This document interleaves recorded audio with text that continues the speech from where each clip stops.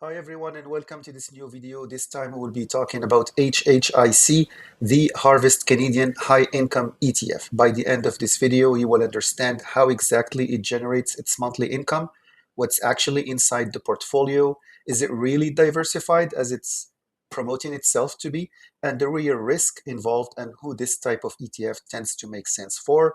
Before we proceed, my name is Rashid, I'm a CPA and not a financial advisor, so please do your own research before making any financial decision. So let's start with the basics. How does this fund, HHIC from Harvest ETF, actually makes its money? At its core, the fund owns shares of large established Canadian companies.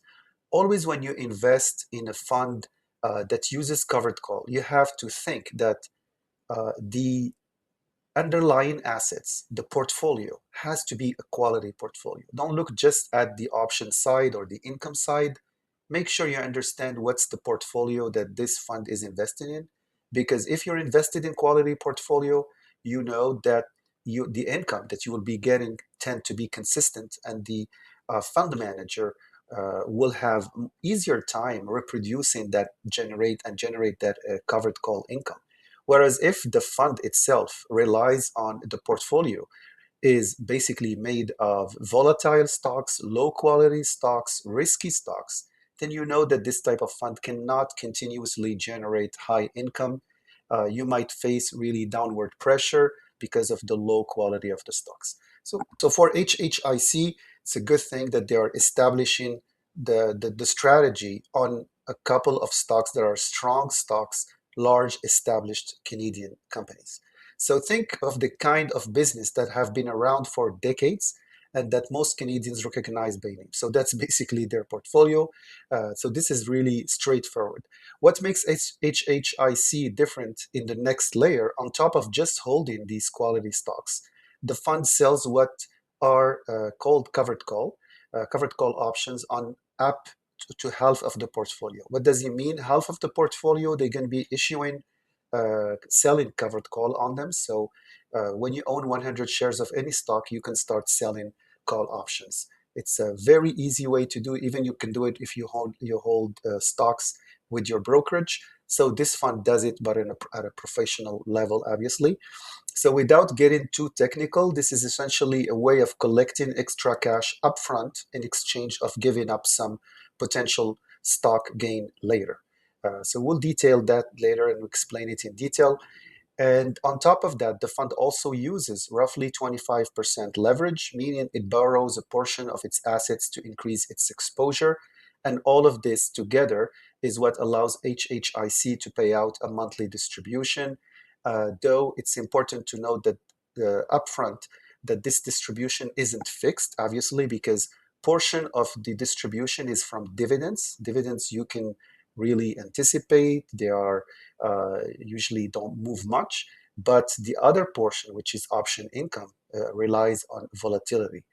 With option income, you're really getting paid for volatility. That's what it is at the end of the day. So it can move up or down depending on market condition. Understanding where that income actually comes from is the first step before deciding if it fits your goal. So let's slow down and talk about covered calls because this is really the engine behind Harvest ETF HHIC. Imagine you own shares of a bank stock. Let's imagine that stock is currently trading at $100. When you sell a covered call, what you're telling the market, you're telling them a month from now, I'm willing to sell these shares, these 100 shares that I own, for $105. So you're keeping $5 capital gain. And to do this, obviously you're going to get compensation because you're willing to let go your shares for 105 in a month. The shares could end up being higher than 105 or lower than 105. In all cases, you're taking a risk, yet someone has to pay you. And that someone is actually anticipating that the stock will go beyond 105. That's why he's willing to pay you a premium. So what's in it for you is you get the premium, you choose the strike, so you chose 105. So you got a little bit of capital gain and you get yourself a premium. The higher the volatility, the higher the premium would be. The lower the volatility, the lower the premium would be. So, but at the end of the day, you're looking for income, so you're seeking that premium. So you take that premium. No one can take it away from you. You got your premium, it was paid to you. After a month, if the stocks stays above, reaches above 105, you lose your shares, but you had your part of the deal, which is you accepted already to sell your shares at 105. You got your premium, so you're happy. Now, if the share stays below 105, this is the ideal scenario for anyone selling covered call, is you get to keep the shares and to keep the premium, which is absolutely great, because versus someone who's just holding the shares, holding the bag, no income coming in, that's it's a better scenario, obviously. So that's the whole idea of covered calls. So you understand already the risk. The risk is that the stock shoots up above 105, so you're missing on those potential gains. If it reaches 120, 125, you're out of the game because you already committed to sell it at 105. And obviously, so you're capping the potential. That's the main risk. Other than that, you're getting the premium and you're okay if the stocks goes down because you get to keep the shares and keep the premium as an income. And obviously, the covered call, if you want to decide to do it yourself, I encourage you to do it on a stock you have high conviction on. So, for example, a Royal Bank or a big stock that you really like, a quality stock, so that you don't. So when you sell in the covered call, and even if the stocks goes down, you keep selling covered call because you have conviction that the stock will go up. If you use covered call just to get high premium and you use it on a volatile stock that you're not convinced with, that you were drawn to it just because of the premium was super high, you have to be very cautious. When the premium is really high, that means that your stock is really volatile and can go both ways. So it can go down, can go up. And if you don't like it, higher chance that if it goes down, that you're going to sell your position and be losing everything. So that's why it's important when you use covered call to use this on quality stocks, not on volatile, unless you're really convinced about you have high conviction about that volatile stock. So in the stock, if the stock, so to recap, if the stock goes below 105, nothing gets called away. The fund keeps both the shares and the premium it collected. But if the stock jumps to 115, the fund still only gets to sell at 105. That extra $10 of upside goes to whoever bought the option, not the fund. So this is really the trade-off. You're generating steady stream of income from those premiums, but you're capping how much you can benefit if the stock takes off. That's why during a strong bull market, a covered call strategy like this one, like HHIC is applying, will often lag behind simply holding the stocks outright. It's not a flaw, it's just how the strategy is designed for to work, and it's primarily for income-seeking investors. Let's talk about the second piece of the puzzle. That's roughly the 25% leverage HHIC uses. In plain terms, leverage means the fund borrows money to increase how much of the underlying stock it actually holds. So instead of just investing the dollar you put in, it's investing those dollars plus a bit more. 25% is not really a high leverage, so it's not really high risk. Why would the fund do this? Because leverage amplifies whatever happens to the portfolio. So if the underlying stocks goes up, the fund returns go up by more than they would without the leverage. The extra boost also flows into the income generation sides of things. The percentage, so 25%, that means if the stock goes down 10%, then the portfolio goes down 12.5%. So it's not really like a high leverage, but still it is there and it cuts both ways. So you have to keep that in mind. And this is also means that the fund tends to be a little bit more volatile day to day than a similar ETF that doesn't use leverage. It's not necessarily a bad thing, but it's something you need to be fully comfortable with before considering an ETF structured this way. Actually, a lot of ETFs that have high yield use leverage. From Hamilton ETF or others, they also use leverage.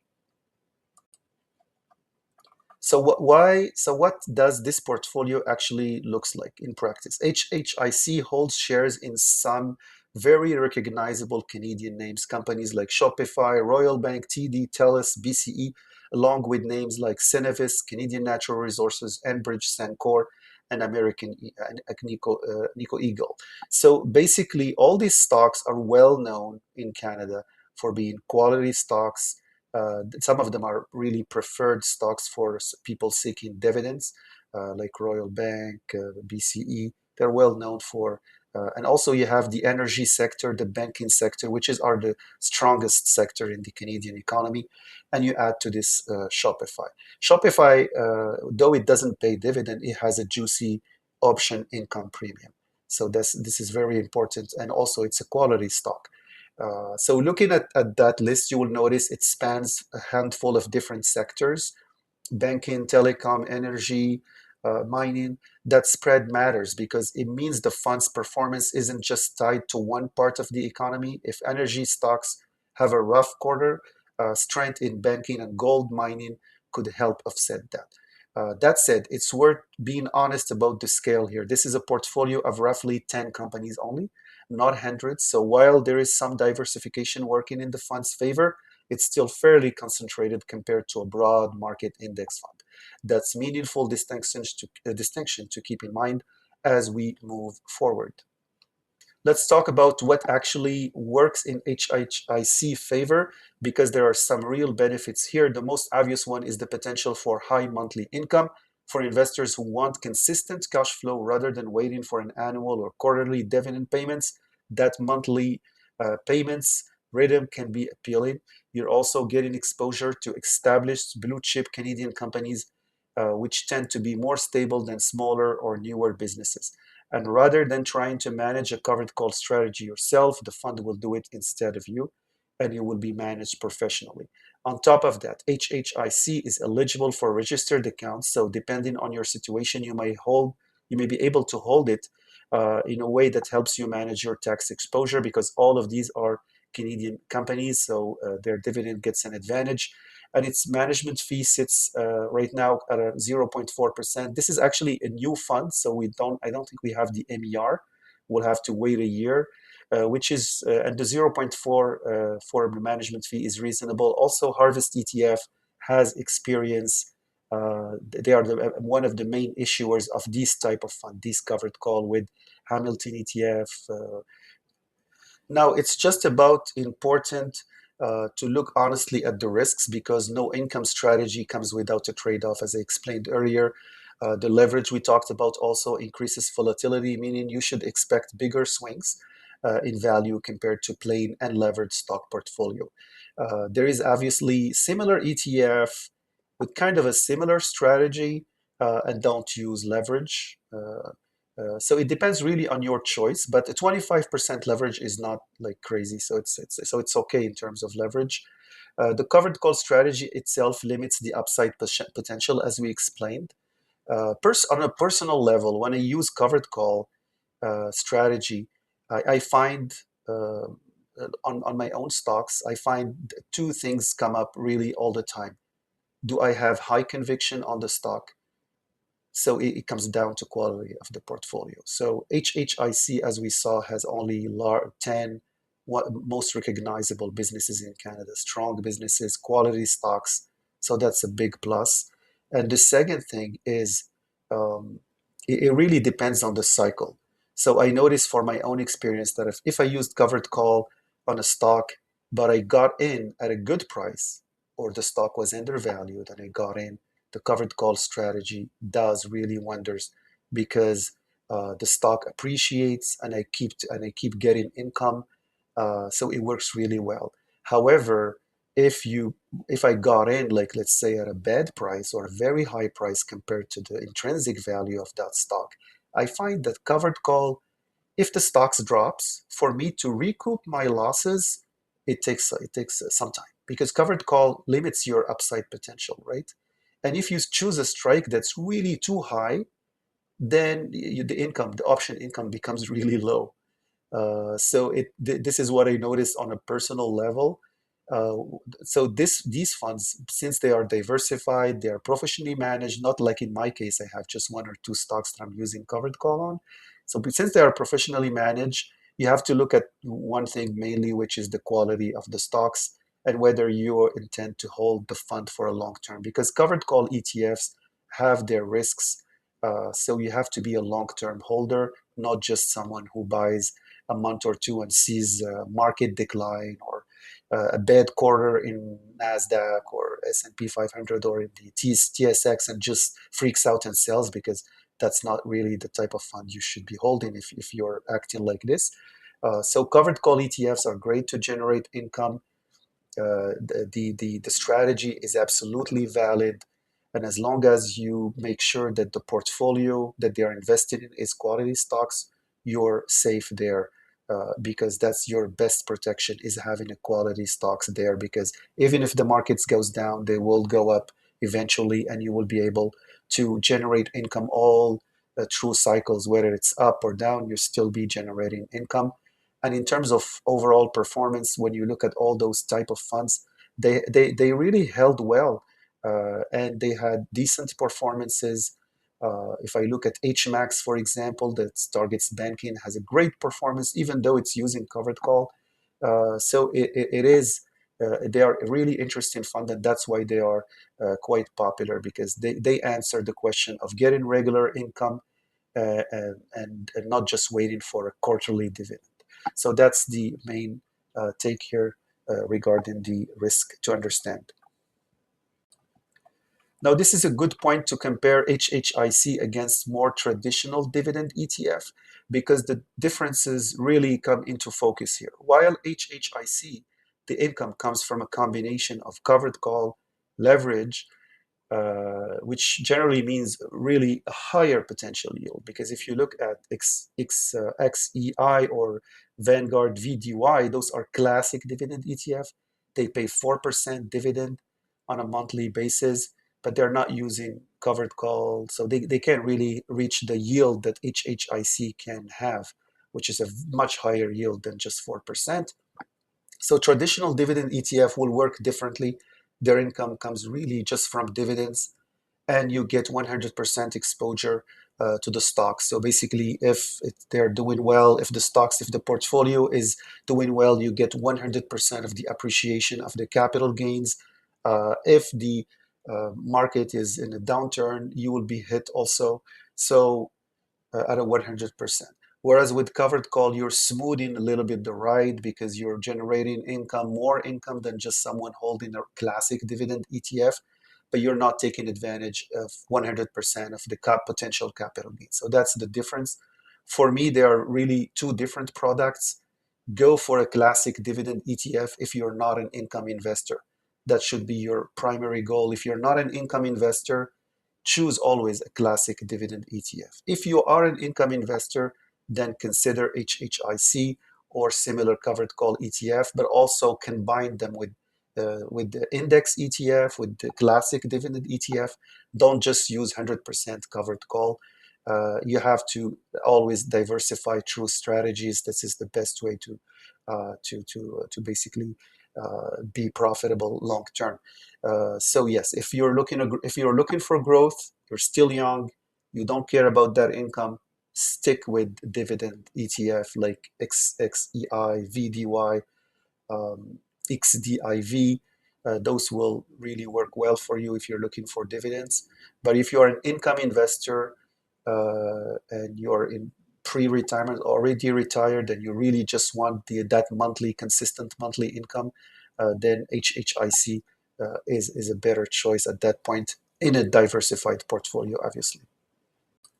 I will put in the description a link to, I do have in my website, in my blog, wiseinvestors.com, model portfolios. If you're interested, they are available on the website for $40. You'll be able to get model portfolios, whether for growth investors or income investors, varying depending on your objective, and they give you a nice idea about how to structure your portfolio, tax implication, and they just give you an example if you want to work on it, and you could use them or modify them depending on your objective. So it's there if you're interested, and it helps also the channel. So let's bring this back to something practical. Who is HHIC for? It's actually built, generally speaking, it tends to make sense for investors who are specifically seeking monthly income rather than long-term capital growth. Retirees who need a predictable stream of cash flow to cover regular expenses are also a common example of who might look into this kind of fund. It also tends to suit investors who are genuinely comfortable with added leverage, not just in theory, but in terms of actually watching their account value fluctuate a little bit more than just a regular covered call ETF that doesn't use leverage. On the flip side, if your main goal is long-term growth, building wealth over decades rather than generating right now income, as I mentioned earlier, HHIC is probably not a good fit at that point. So I hope this video helped you make your mind regarding HHIC. I will put the link in the description to my full article on my blog if you want to. It's much more details than the video, obviously. And if please, if you like the content, subscribe, like, and also comment if you have any question. It will be my pleasure to answer them. Thank you.